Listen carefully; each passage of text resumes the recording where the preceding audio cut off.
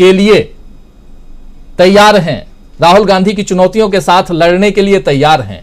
लेकिन राहुल गांधी कितनी तैयारियों के साथ हैं, या ये जाना जाए, ये समझा जाए, प्रोफेसर अखिल स्वामी जी, अब आता हूं सवाल पे, कि जो विपक्ष का साथ मिला है, ये क्या एक दूसरी दिशा में देश की राजनीति को लेके जा रहा है? दूसरी दिशा में, जहां आज मोदी जी का जो भाषण है, जो बीजेपी के कार्यकर्ताओं के बीच, अपने संसदीय दल के नेताओं के बीच जो उन्होंने भाषण दिया, उस भाषण में उनका कहना है कि मैं पहले से आप लोगों को कह चुका था कि हमारे ऊपर प्रहार बढ़ेगा, राजनीति निचले स्तर तक जाएगी, यानी कहीं न कहीं फिर से विक्टिम कार्ड खेलने की कोशिश हो रही है।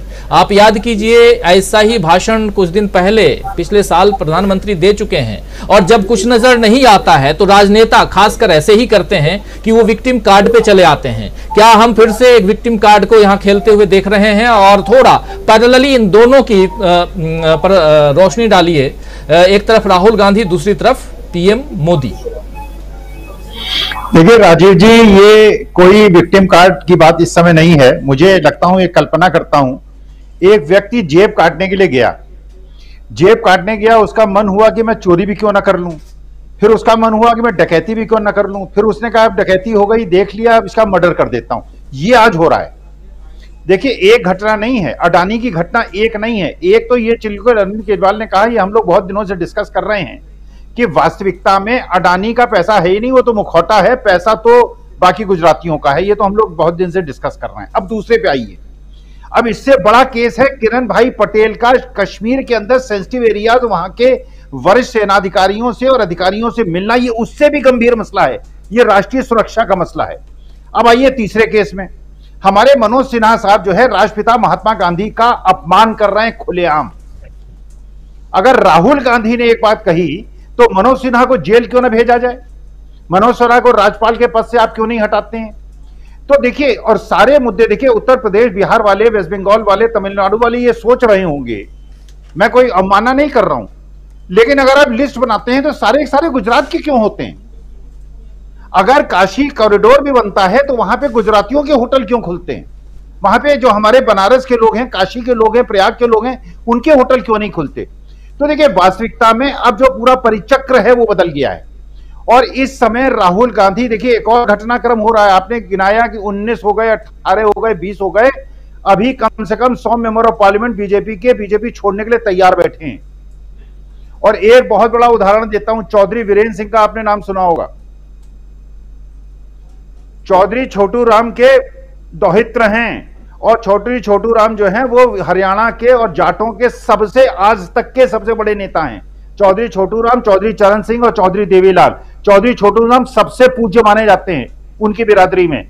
चौधरी वीरेंद्र सिंह ने जो आप लिया है आज, जो उन्होंने कहा है कि, और ये पता चल गया उनका बेटा मेंबर ऑफ पार्लियामेंट है और बहुत सर्वमान्य नेता हैं वो, और वो अब कांग्रेस ज्वाइन करने के लिए तैयार बैठे हुए हैं।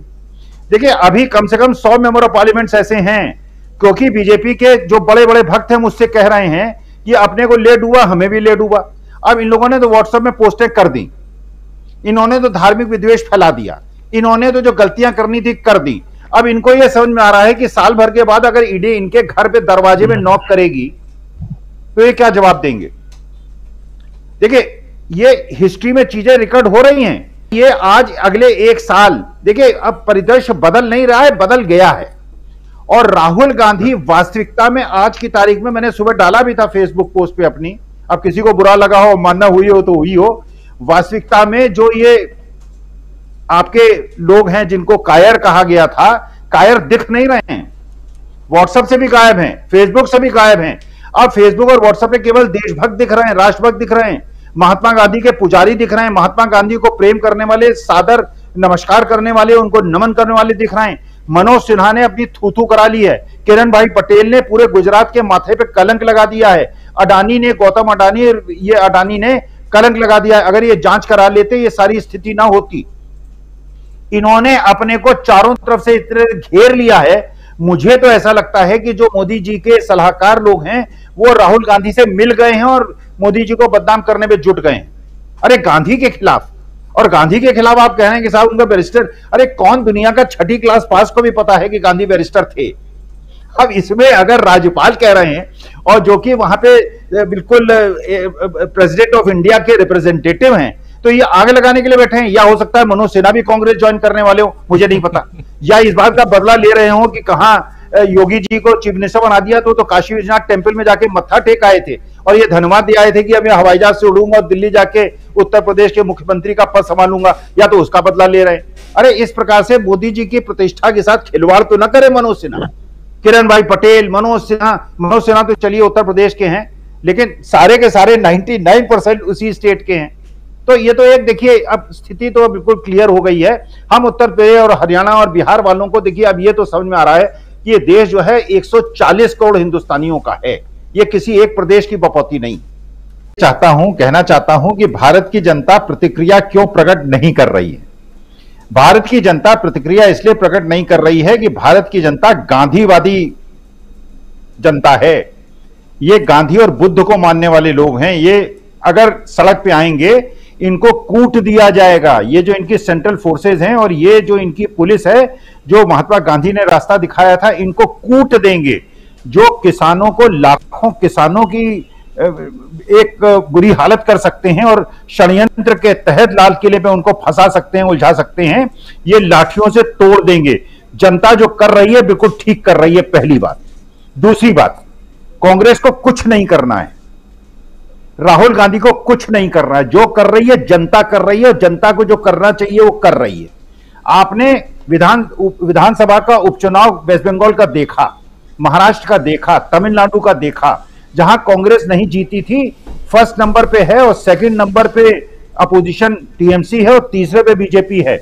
जनता को जो काम करना चाहिए था कर रहा है। मैं तीसरा जो पॉइंट है, हो सकता है लोग उससे सहमत ना हो, आपके श्रोता भी सहमत ना हो, लेकिन यह मेरा मत है। सावरकर, मेरे जैसे लोग, मेरे जैसे सोचने वाले लोग उत्तर प्रदेश के रहने वाले हैं। पंडित चंद्रशेखर आजाद ने अगर माफी मांग ली होती, गोली न मारनी पड़ती अपनी कनपट्टी में लगा के। सरदार भगत सिंह से कहा गया था माफी मांग लो छूट जाओ, नहीं मांगी थी, फांसी पे चढ़े थे। और जब उनकी मां ने उनसे पूछा था तो उन्होंने कहा था कि कोई बात नहीं, मैं मर जाऊंगा, भगत सिंह फिर पैदा होगा। तो उनके बेबे ने कहा था बेटा तेरे को पहचानेंगे कैसे? उन्होंने कहा जो संघर्ष करता दिखेगा समझ लो भगत सिंह आ गया है तुम्हारे सामने। तो ये जनता देख रही है आज की तारीख में संघर्ष कौन कर रहा है, रास्ता जनता दिखा रही है। राहुल गांधी को कुछ जो कर रहे हैं, राहुल गांधी जो कर सकते हैं, आज की परिस्थिति में कर सकते हैं, वो राहुल गांधी कर रहे हैं। इससे ज्यादा अगर मकान छिन जाए, जेल की सजा हो जाए और दूसरे लोगों पे इस प्रकार की कोई कार्रवाई न हो, राहुल गांधी जितना कर सकते हैं उससे 10 कदम आगे चल रहे हैं। पूरे विश्व में भारत की और मोदी जी की थू-थू हो रही है। पूरा विश्व ये देख रहा है कि जो राहुल गांधी ने कहा था वो सच बात कही थी। देश में लोकतंत्र जो है वो पूरी तरह से खत्म हो गया है। सावरकर, अब ये बिल्कुल छोटी बारीक बात है, इसमें कंट्रोवर्सी है जो मैं कहूंगा। मैं ये मानता हूं ये स्ट्रेटेजिक मैनेजमेंट का इशू है। मैं पॉलिटिक्स नहीं जानता, ना मुझे पॉलिटिक्स आती है, मैं केवल स्ट्रेटेजिक मैनेजमेंट की बात कर रहा हूं। सावरकर भक्तों को कांग्रेस को वोट देने में परेशानी आएगी।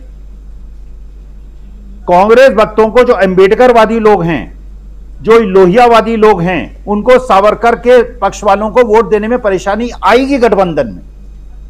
जब ये जहां पे शिवसेना के कैंडिडेट्स होंगे वहां पे कांग्रेस का वोट ट्रांसफर होगा कि नहीं होगा, मुझे शक है। जहां पे कांग्रेस के वोटर होंगे वहां जो ये हिंदूवादी लोग हैं ये बीजेपी को वोट नहीं करेंगे, मुझे इसमें शक है। मैं अपनी एक कपोल कल्पना कर रहा हूं। मेरे हिसाब से अगर वो स्ट्रेटेजिक मैनेजमेंट है और ये संजय राउत और राहुल गांधी के बीच में बात हुई है, अगर ये दोनों स्ट्रेटेजिकली अलग अलग लड़ेंगे, जो हिंदूवादी वोट है, जो सावरकरवादी वोट है, वो बीजेपी और शिवसेना में विभाजित होगा और साइलेंट वोटिंग जो है कांग्रेस और एनसीपी के वर्कर शिवसेना के साथ करेंगे। वो संभव है, लेकिन जहां पे शिवसेना का कैंडिडेट ना हो वहां पे सावरकरवादी कांग्रेस और एनसीपी को वोट करेंगे या सावरकर को अच्छा ना मानने वाले शिवसेना को वोट करेंगे, इसमें मुझे शक है। देखिए, मैं वास्तविकता में अपने दिल की बात बताता हूं। मैं मानता हूं उनको अंडमान में कितने लोग थे, कितने हजारों लोग वहां पे पड़े थे, सड़ गए थे उनके शरीर, वो भी इसी प्रकार से जोते गए थे, इसी तरह सताए गए थे। कितनों ने माफी मांगी? एक व्यक्ति ने क्यों माफी मांगी? पेंशन क्यों ली? तो अगर वास्तविकता में अगर यहां पे सावरकर का राहुल गांधी अगर सपोर्ट करते हैं और ये इसलिए कि साहब वो गठबंधन टूट जाएगा और अलग लड़ाई लड़नी पड़ेगी, ये सिद्धांतवादी लड़ाई है। ये लड़ाई अंबेडकरवादियों की, गांधीवादियों की, लोहियावादियों की, समाजवादियों की, धर्मनिरपेक्षतावादियों की वर्सेस गोडसे और सावरकरवादियों की है। स्पष्ट बात कहता हूं राजीव जी, सहमति हो ना हो अपनी बात मैंने